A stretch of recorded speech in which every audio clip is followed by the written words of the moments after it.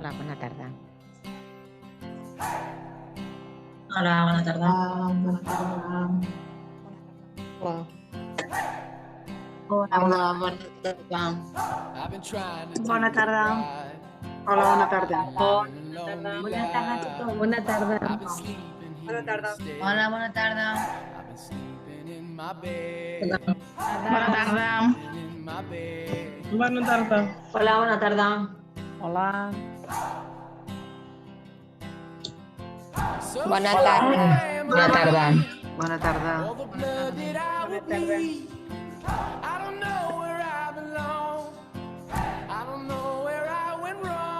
Bona tarda. Bona tarda.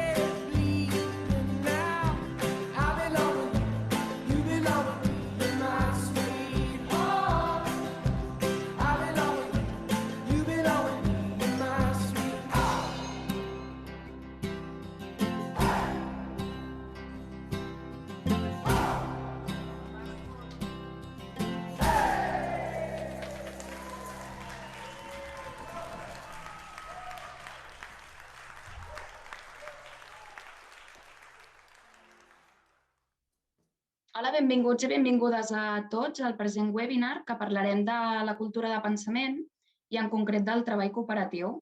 Aquest webinar està dins d'un programa de seminaris que hem organitzat per presentar-vos a tots i totes el que són les metodologies que hem aplicat a la nostra col·lecció Pal de Paller, que són un conjunt de materials per treballar per projectes l'àrea del coneixement del medi. Jo soc la Marta Anton, responsable de comunicació i de màrqueting de l'editorial Didacta, i vull agrair-vos a tots i totes la vostra assistència en el webinar. Abans de començar, voldria comentar-vos un parell de cosetes més aviat tècniques. I la primera és que tots, sisplau, tinguem el micro apagat per així evitar qualsevol tipus d'interferència. La segona coseta és també una que us he dit per correu. És important que hagueu iniciat sessió amb el vostre nom i cognom. Això és perquè el nostre equip de delegats comercials es ficarà en contacte amb vosaltres per veure si voleu una presentació més particular en el centre o si voleu rebre mostres. Si no ho heu fet, ho podeu fer ara aquí amb mi. Si us hi fixeu a baix de la pantalla, hi ha una icona que fica participantes. Si feu clic, us desplegarà aquí a la banda dreta de la pantalla un llistat i ficant el cursor sobre el vostre usuari us apareix el botó més. Si feu clic, podeu fer el canvi. L'altra coseta és que al final de tot farem una ronda de preguntes i respostes. Llavors, si ens voleu deixar els vostres dubtes a través del xat durant tota la presentació, ho podeu fer. I l'altra coseta, que també és una cosa que us he dit en el correu, és que és important que us hagueu connectat amb l'última versió del Zoom. Això és perquè hem estructurat aquest seminari en dues parts. Una que és aquesta sala, que li direm la sala principal, on parlarem del tema de cultura de pensament. Però després ja passarem cadascú a 3 sales de cicle inicial, mitjà i superior, on ens presentaran les autores 2 dels projectes de Pal de Paller que tenen a veure amb el treball cooperatiu. Perquè pugueu passar a el que són les sales, heu de tenir aquesta última versió del Zoom, perquè és un tipus de funció que només funciona amb aquesta actualització. Ja un cop dit aquestes coses, enllaçant una miqueta amb el que us he comentat a l'inici, és que us comparteixo un segonet la pantalla. Ara crec que la veieu tots. Aquest és el nostre programa de seminaris que tenim preparats. Com podeu veure, vam fer un primer, el 26 de gener, que anava dels projectes interdisciplinaris. Aquest és un vídeo que podreu... Jo no veig res encara, No? No. Els altres veieu alguna cosa? Sí, sí, es veu perfectament. Sí, no hi ha problema. Jo no veig res. Sí que el veig. Jo no ho veig, tampoc. No serà sistema a la tablet o a l'ordinador? En principi l'hauríeu de veure, però com que som molta gent potser tarda una miqueta. Igualment jo us vaig explicant per àudio, d'acord? D'acord. Mira, nosaltres el dia 26 de gener vam fer un primer webinar que anava del projecte interdisciplinari. Aquest és un vídeo que teniu penjat en el nostre canal de YouTube. Al final d'aquesta sessió us ficaré l'enllaç al xat perquè hi pugueu anar, per si el voleu veure. Ara nosaltres estem en el del treball cooperatiu i en tenim planejats 2 més. Un que és d'educació en valors, que és pel dia 14 d'abril, i finalment un altre de competència digital pel 4 de maig. Us animem a inscriure-us a aquests seminaris perquè ja sabeu que són gratuïts i a més així completareu el que és la vostra targeta docent, que és la imatge que estic compartint ara, i també rebreu un certificat d'assistència formativa de part nostra. Ja dit això, deixo de compartir pantalla i passo a presentar el que són les ponents que tenim avui amb nosaltres, que són 3 de les autores dels materials de Pal de Paller. Per una banda, hi tenim a Davinia Bonete, que és la ponent que trobarem a la sala de cicle inicial. Ella és mestra d'educació primària, amb més de 15 anys d'experiència a l'Escola Sant Josep Manyanet de Sant Andreu i actualment està treballant a l'escola pública. A més, ha fet diverses formacions, totes encarades amb el que és la innovació educativa i les noves metodologies, com el treball cooperatiu o les intel·ligències múltiples, per exemple. Per altra banda, també tenim a Maria José Antonino, que serà la ponent que trobareu a dins la sala de cicle superior. I ella també és docent d'educació primària. Ella té una experiència de més de 30 anys a l'Escola Jesús Maria de Sant Andreu, on ha fet diversos càrrecs, des de directora d'infantil i primària, com a tutora dels 3 cicles, ara mateix està com a cap d'estudis de primària. I, al igual que Davinia, ha estat en constant formació en temes d'innovació educativa.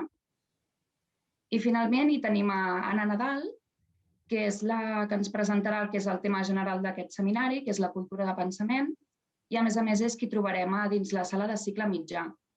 Ella està llicenciada en Magisteri d'Educació Primària, a més d'especialitzada en llengües estrangeres per la Ramon Llull, i també està diplomada en Història de l'Art per la Universitat de Barcelona, on també ha fet un postgrau en neuroeducació. A més, és mestra de TBL i està especialitzada en el que és neuroeducació avançada i en l'aprenentatge basat en el pensament. I ara sí que, sense més dilació, dono pas a l'Anna Nadal perquè ens parli de la cultura de pensament. Gràcies.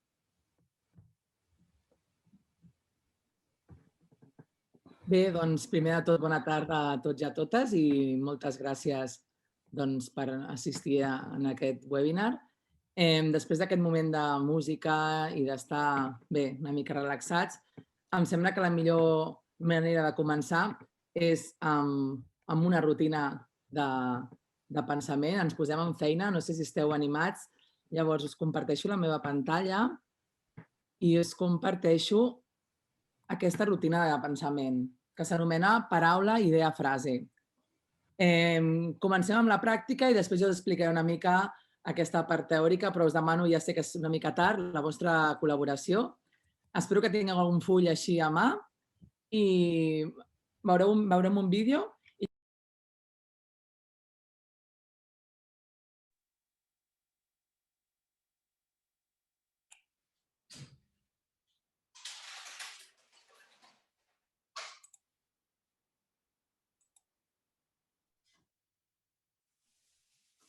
Hemos perdido el audio de Ana.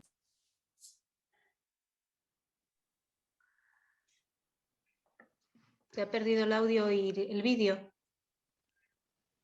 M'han silenciat, disculpeu-me, no sé què ha passat. Us torno a compartir pantalla, d'acord? Us ho torno a explicar, no passa res.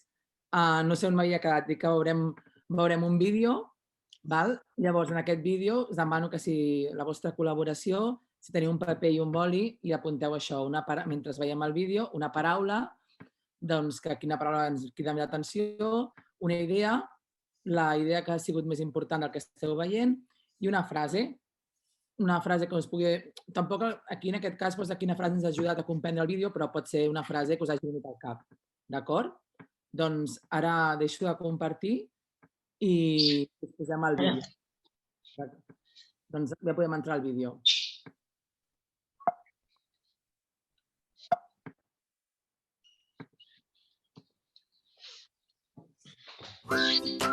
El treball per projectes a l'educació primària. Aprendre per projectes és aprendre amb sentit. Activa les neurones pel desafiament que comporta i per les relacions que potencia. Molts centres de primària treballen per projectes durant un temps determinat mentre va progressant el curs. Però treballar per projectes durant tot el curs implica que els horaris habituals canviïn i que l'escola s'organitzi al voltant d'aquesta manera de treballar. El programa Pal de Paller. Atents als nostres temps, a Didacta Plus hem desenvolupat Pal de Paller, que permet aplicar la metodologia del treball per projectes a tots els cicles de primària, d'acord amb el nou paradigma educatiu en què els alumnes són al centre del seu propi aprenentatge de manera que aprenen de forma global. Els fonaments. Creiem que cal fer el canvi en l'educació escolar de la mà d'estudis científics i de la pràctica d'una pedagogia activa, identificant els fonaments del canvi en la manera d'aprendre i ensenyar, que són la neuroeducació, que, unida a les ciències de l'educació, cerquen nous mètodes d'aprenentatge amb l'objectiu de desenvolupar les habilitats i destreses cognitives. El treball cooperatiu. En petits grups mixtos i heterogenis i amb objectius comuns es resolen les activitats que es presenten en els reptes proposats. La gamificació. Perquè presentant les activitats en forma de joc es millora l'experiència i l'eficiència de l'aprenentatge. L'educació emocional. Coneixent i gestionant les emocions pròpies i reconeixent les emocions dels altres, podrem actuar de forma assertiva. Sumant aquests fonaments a d'altres, assolim una pedagogia motivadora que millora l'experiència i el rendiment de l'alumnat. Els principis bàsics. A Pal de Paller seguim els principis bàsics de la metodologia de treball per projectes. Una motivació inicial, un repte global dividit en subreptes, una o diverses produccions finals, el treball cooperatiu i l'autoavaluació inicial i final combinada amb l'avaluació competencial, rúbriques. Els materials. Els materials que configuren cada projecte són el resultat de l'experiència innovadora dels seus autors a l'aula. Parteixen de la metodologia de treball de les capses d'aprenentatge. Tots els projectes consten del material següent. Per a l'alumnat, una capsa d'aprenentatge per a l'aula, un quadern de l'alumne i diversos documents de consulta en format digital. I per als docents hem elaborat els recursos següents: el projecte, la programació, les orientacions, les rúbriques i el solucionari. Tots en format digital. A més, amb els projectes Pal de Paller garantim el desenvolupament de tots els continguts i competències de coneixement del medi natural i social, un 60 o 70% de les competències lingüístiques i comunicatives, un 80% de la competència digital, el 100% de les competències socials i personals, i algunes competències matemàtiques, artístiques i d'educació física. A Didacta Plus creiem fermament en la innovació educativa i és per això que amb el programa Pal de Paller volem propiciar que l'escola treballi tot el curs per projectes. Us hi animeu? Us ajudem a fer el canvi.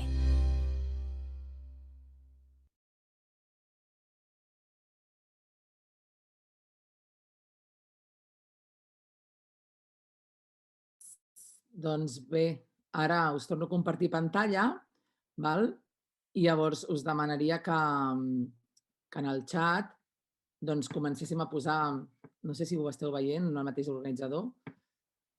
Es veu. Es veu. Que en el xat poséssiu les paraules que us han vingut al cap i jo les anem comentant. A veure si el puc veure al xat. Aviam.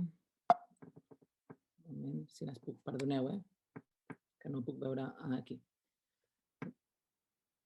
Canvi, molt bé, equip, aprenentatge global, projectes, canvi, motivador, neuroeducació, molt bé, innovació, neuroeducació, es van repetint, assertiva, projecte, competència, sentit, molt bé, sou molts i moltes informacions, bé que alguns canvis van repetint molts, motivació, molt bé, treball global, aquí hi ha algunes més una paraula, hi ha gent que n'està posant 2, 3, només amb una.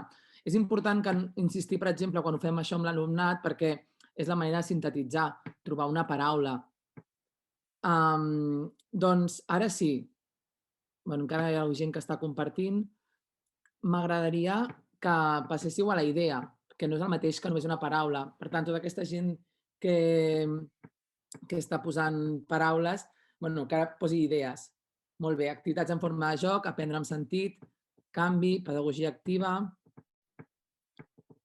Van sortint moltes idees, aprenentatge global, l'alumnes al centre, autoavaluació, aprenentatge significatiu, aprenentatge global, aprenentatge amb sentit, infants en l'escola, els alumnes protagonistes, canvi la mirada, molt bé, canvi educatiu, alumnes centre d'aprenentatge,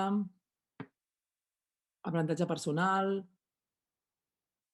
molt bé, avaluar per aprendre, molt bé, ments obertes, que bonica aquesta, ments obertes, significatiu, aprenentatge significatiu global, activitats assertives, molt bé, aprendre a aprendre, sí, aprendre a aprendre és una de les dimensions que va sortint més, molt bé, doncs ara una mica més tranquil·lament, aviam si podeu trobar aquella frase que més us ha ajudat a comprendre el vídeo, o aquella frase que més us ha cridat l'atenció, aviam quines aneu...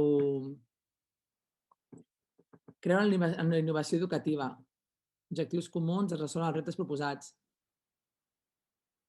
Reconeixement d'emocions, alumnat com a centre, una altra vegada l'alumnat com a centre, molt bé. Ajudar...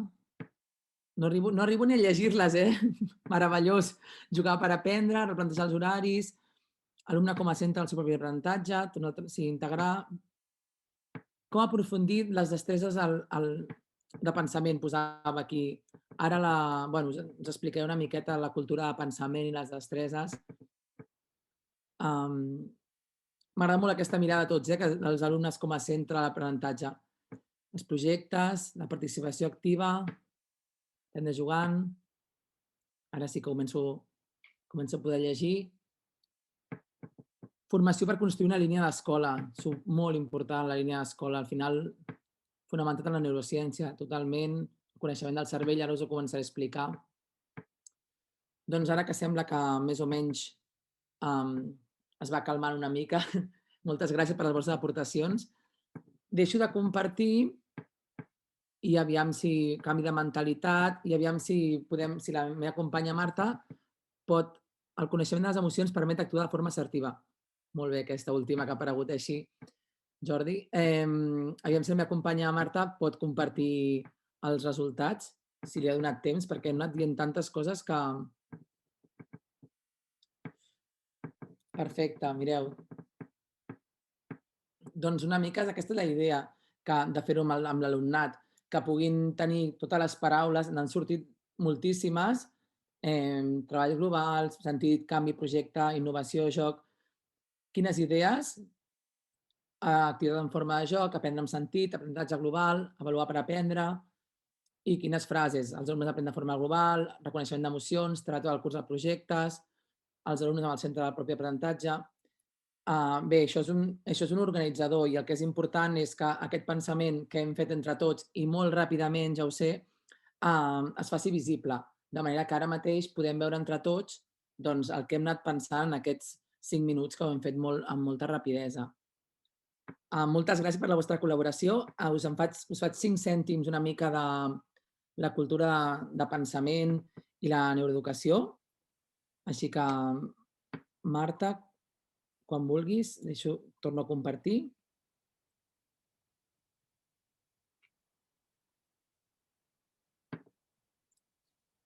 Mireu, a mi quan...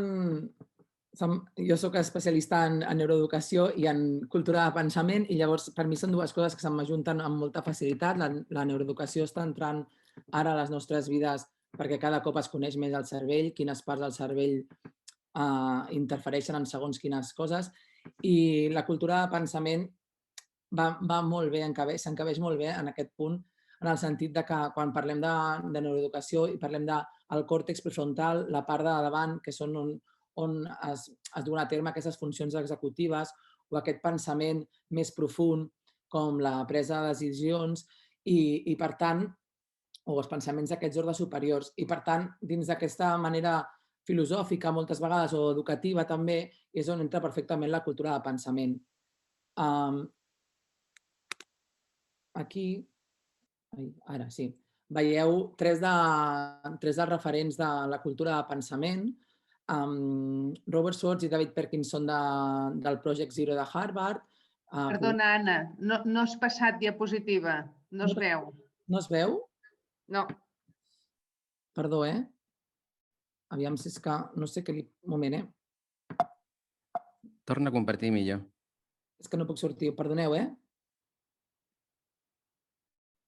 No em deixa sortir tampoc. Un moment. Perdoneu, que no sé què li passa al meu... No tinc el ratolí.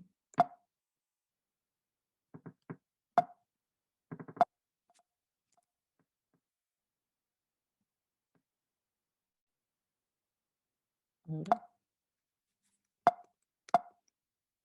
Perdoneu, no em deixa sortir. Ni fer res. Se m'ha parat la funció de compartir. Vols que comparteixi jo, Anna? A veure, és que no puc fer res. Ara em sembla que sí. Perdoneu, no sé què ha passat. No sé... Aviam ara? Sí? Ara sí? Ara sí. Ara sí. Sí, s'ha col·lapsat. Perdoneu, disculpeu. Jo estava pensant en què us estava explicant. Doncs res, no sé què ha passat. Aquí trobem tres referents de la cultura de pensament, com us deia, Robert Schwartz i David Perkins, que són del Project Zero de Harvard, i Ron Richard. En aquest sentit que us explicava abans dels pensaments superiors, de les funcions executives, de la presa de decisions, el Robert Schwartz parla d'un pensament eficaç. Em permetreu que us llegeixi la definició de Robert Schwartz sobre el pensament eficaç, ja que està citada en aquest llibre que veieu aquí sota la seva fotografia, que diu que el pensament eficaç és l'aplicació estratègica d'estils de pensament i d'hàbits de la ment productius que ens permeten dur a terme actes meditats de pensament, com la presa de decisions, argumentar i altres accions analítiques, creatives o crítiques. D'aquesta manera, per exemple, Perkins defensa també una aula per pensar, o una aula de pensar. Què és el que vol dir una aula de pensar? Una aula de pensar és un lloc on estigui ple d'aquest esperit de pensament, on tothom hi ha d'estar implicat i on és el docent qui ha d'anar fent unes preguntes adequades perquè tregui del seu alumnat aquestes reflexions més imaginatives, més creatives i es posi més en el pensament. I Ron Richard, que és un dels altres creadors de la cultura de pensament, explica que és molt important el tema de relacionar un pensament individual i el del grup i fer-ho visible. D'aquí que apareguin organitzadors gràfics i que apareguin la manera de compartir amb els altres. Perquè si es poden compartir aquestes experiències quotidianes de pensament, es crea com un moment de pensar, i és aquesta cultura de pensament.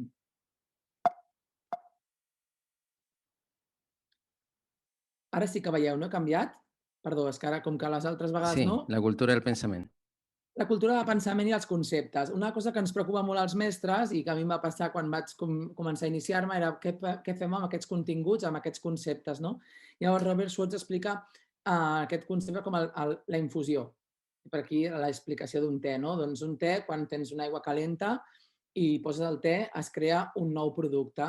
Doncs les estreses de pensament o la cultura de pensament i aquests continguts passa el mateix. Tenim els nostres continguts i el que hem de fer és posar-hi aquestes aquesta cultura de pensament, aquestes rutines, aquestes destreses que us explicaré a continuació i crear una nova manera de fer en la que l'alumnat estigui més present i en la que ells siguin els creadors del seu pensament.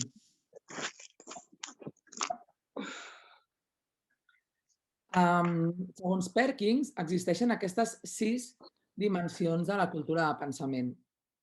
La primera, que sembla com el llenguatge, sembla que potser no seria tan important, doncs utilitzar un llenguatge amb paraules com afirmar, inferir, descriure, defensar, comparar, contestar, es relaciona molt amb la taxonomia de Bloom i és important perquè donem vida a la ment, donem vida en com estem pensant.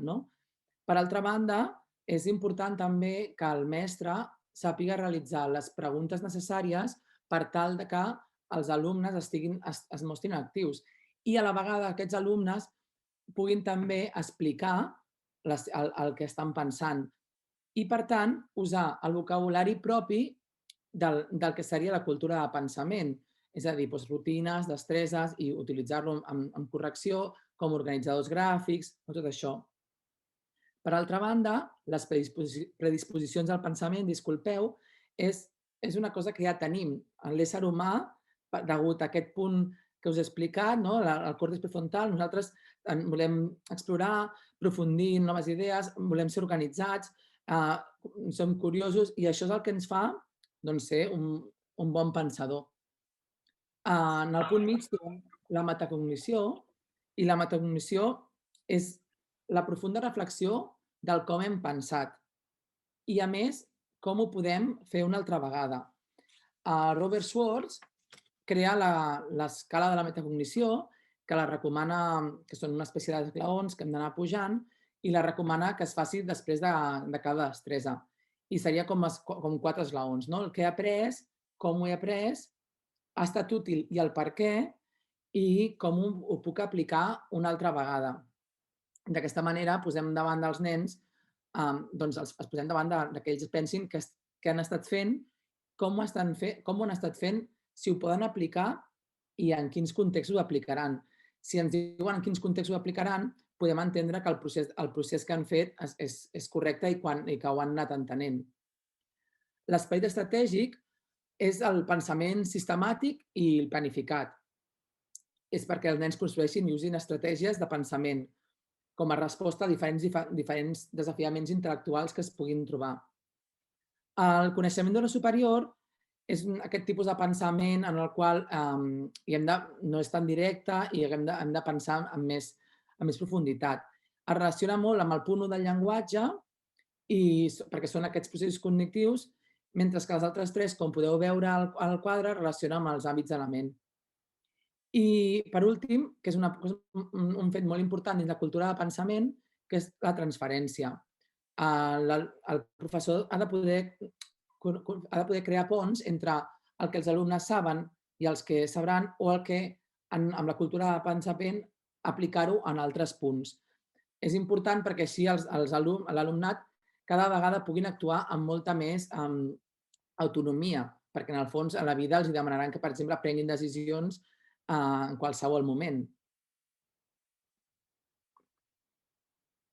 Segons aquests investigadors del Project Zero de Harvard, hi ha aquestes condicions necessàries per desenvolupar una cultura de pensament. Per exemple, el temps. És innegable que fer d'aquesta manera té un temps molt més llarg que d'una altra manera. O les oportunitats. Cada vegada donar més oportunitats per pensar i, sobretot, relacionar-ho amb aquestes experiències reals que ells estan tenint per motivar-los.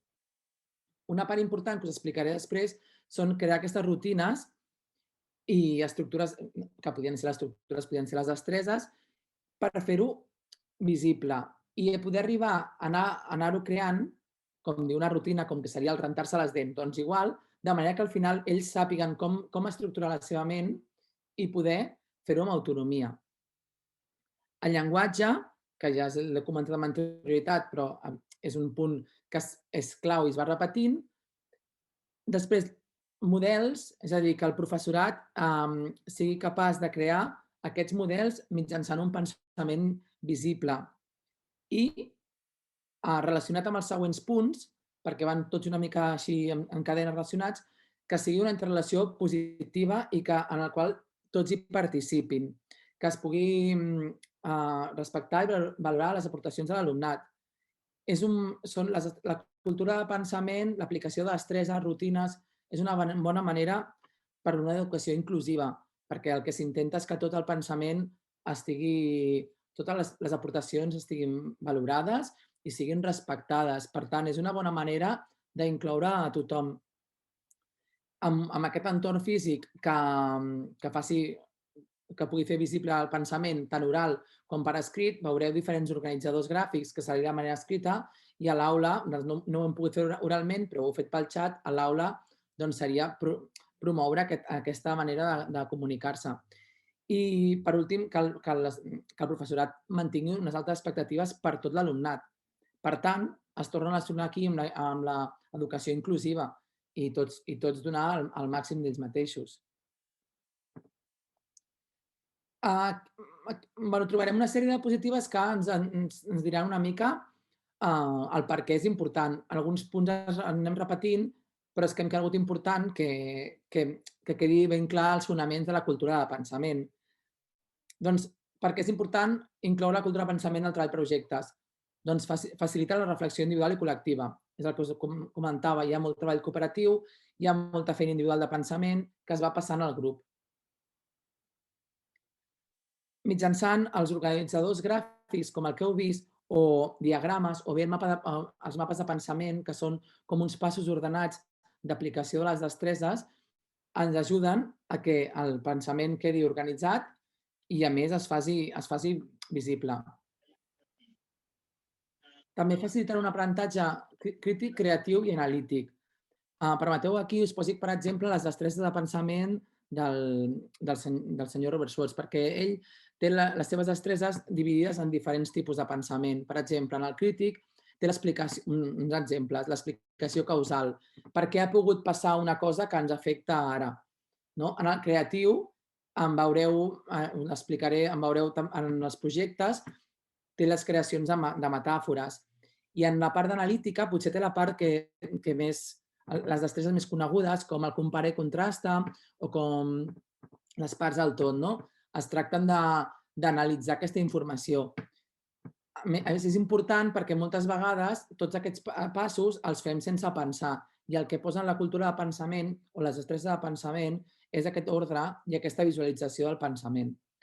En el cas també de les destreses hi ha un quart punt, que són aquestes destreses per l'acció, que són la presa de decisions i la resolució de problemes, que serien també molt les bases de projectes en el que podien aplicar-se al dia a dia. I per últim, trobem la metacognició, que és reflexionar sobre el propi pensament, com ja us havia comentat.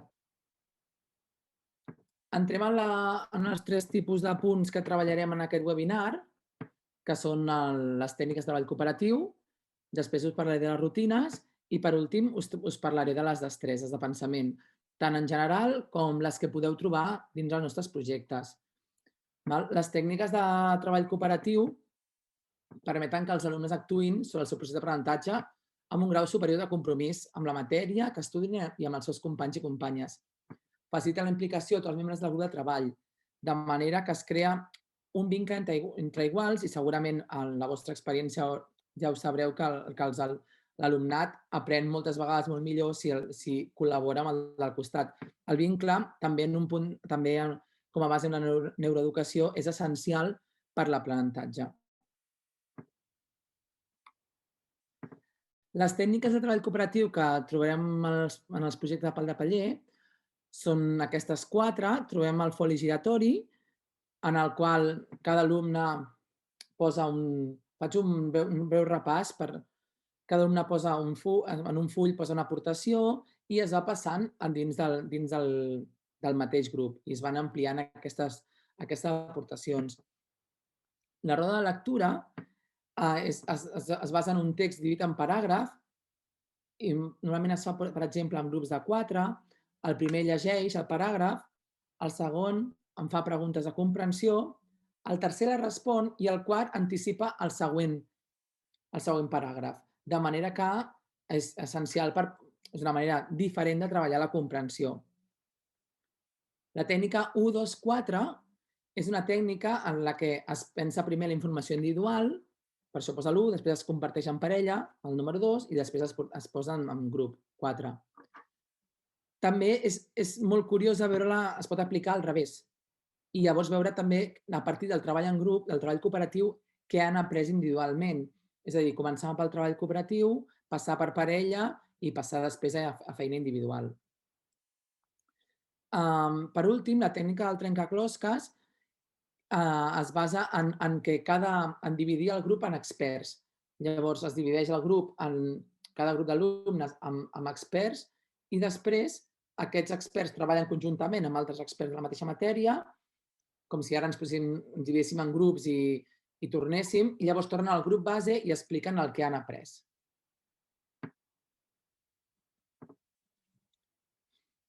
Les rutines de pensament són patrons senzills que fan evident el pensament, si es practiquen amb freqüència, esdevé la manera natural de pensar i treballar. Requereixen aquest recolzament dels organitzadors gràfics.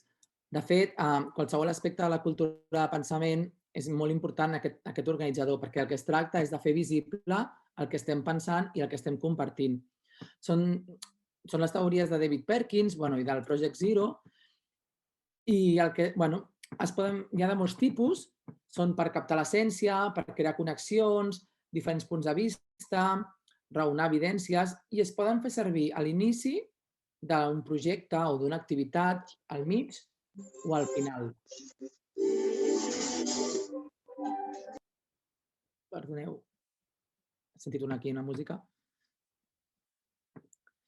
Mireu, totes aquestes són les rutines de pensament que trobareu en els projectes de Pal de Paller. N'hi ha de ben conegudes, hi ha també, crec, la que hem fet, i n'hi ha d'altres que són més noves. No patiu, perquè la guia del mestre està explicat com dur-la a terme, i les rutines de pensament, com que són això, com rentar-se les dents fins fer-se un hàbit, són coses de 5 minuts, al final també cada professora ho pot aplicar a la seva manera. Una de les rutines potser més conegudes que heu sentit a parlar és el veig, penso, em pregunto. Si, per exemple, parléssim d'aquesta imatge, el que faríem seria dir, què veiem? I simplement diríem el que veiem. Doncs veig un cervell blanc, un fons gris, una mà, un cervell que té com llum. I això ho aniríem compartint, com hem fet l'altra vegada. Què penso? Penso que, que és molt fosca la imatge, que hi ha una part de fotografia i una part dibuixada. No sé, això una mica, estic posant-vos exemples d'aquest cas. I què em pregunto? Em pregunto com és que hi ha una mà.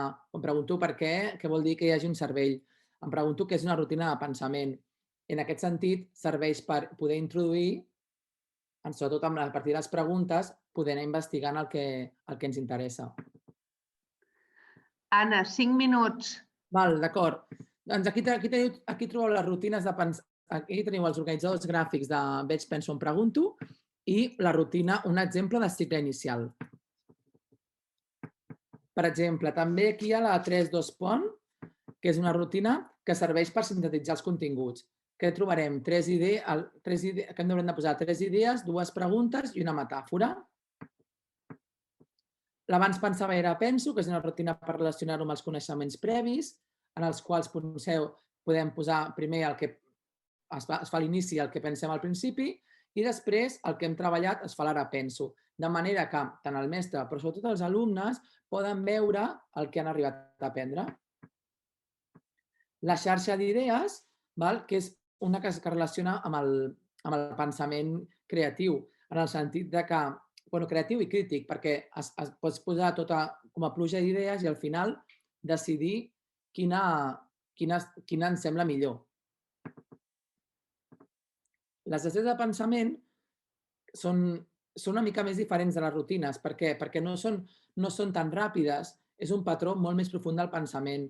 I són processos més d'anàlisi, de reflexió, de síntesi, són les teories de Robert Schwartz i el que necessiten com 3 parts. Una primera, que és el mapa de pensament, que aquest mapa de pensament són aquests passos organitzats que ajuden a l'alumnat a veure i a fer un seguiment d'on són. Després, mitjançant aquest mapa de pensament, que cada cop han de ser més autònoms, fer la destresa, sempre amb treball cooperatiu, i després l'escala de metacognició, per revisar, sobretot, si han entès aquests passos del mapa de pensament, que són preguntes que ells han d'anar responent i que normalment el professor crea amb els alumnes. De les destreses de pensament que trobareu als projectes Pal de Paller, n'hi ha 3 que són potser les més conegudes, les parts i el tot, el compara i contrasta i la presa de decisions, però també n'hi ha altres que potser són una mica menys, com la classificació descendent, l'entendre i crear metàfores. La de crear metàfores es basa moltíssim en el pensament creatiu, tot i que també hi ha un punt de crític perquè han de decidir què volen dir d'alguna cosa i per què és la millor opció. De manera que es treballa com en paral·lel sobre l'objecte i la metàfora i després decidir si la metàfora proposada és bona o no. És molt divertida de dur a terme amb els alumnes perquè realment t'adones que tenen unes idees molt més brillants que les nostres i una ment molt més oberta. I el que per nosaltres a vegades posem filtre de no, és que això no pot ser el sol, doncs per ells són capaços de raonar per què els projectes poden ser el sol i és molt interessant de veure. El compara i contrasta, aquí no veieu l'organitzador gràfic, sinó veieu com una espècie de mapa d'escriptura, perquè com que estem treballant en projectes no ens hem volgut oblidar la intel·ligència lingüística, molts d'aquestes destreses de pensament tenen després la manera de com aplicar-ho i com fer un bon text. Llavors, en trobareu alguns exemples com aquest. I, per últim, trobem aquí, de l'últim que us vull explicar, les parts i el tot, que en aquest cas, per exemple, treballa l'aparell locomotor, treballa les parts, es creen les diferents parts, es poden fer parts i parts més grans o més petites, i el que és interessant és que no els expliquem nosaltres la funció de cada part, no explicarem la funció de la musculatura, sinó que mitjançant què passaria si faltés aquesta part, els alumnes són capaços d'entendre la funció de la musculatura. En realitat és donar-li la volta en aquest pensament. I no sé si he anat molt ràpid, però fins aquí una mica els 5 cèntims del que seria la cultura de pensament amb les seves 3 parts més importants, que és el treball cooperatiu, les rutines i les destreses. Marta? Moltes gràcies, Anna, per la presentació.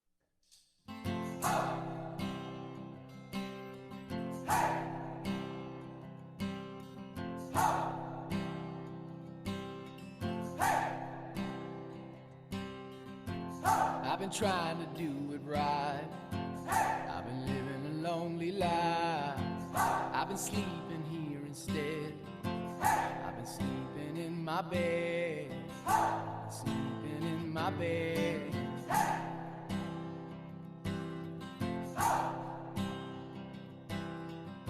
So show me family, all the blood that I will bleed.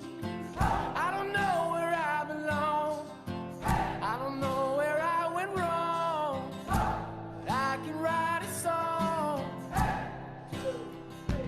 I belong with you, you belong with me, my sweetheart. I belong with you, you belong with me.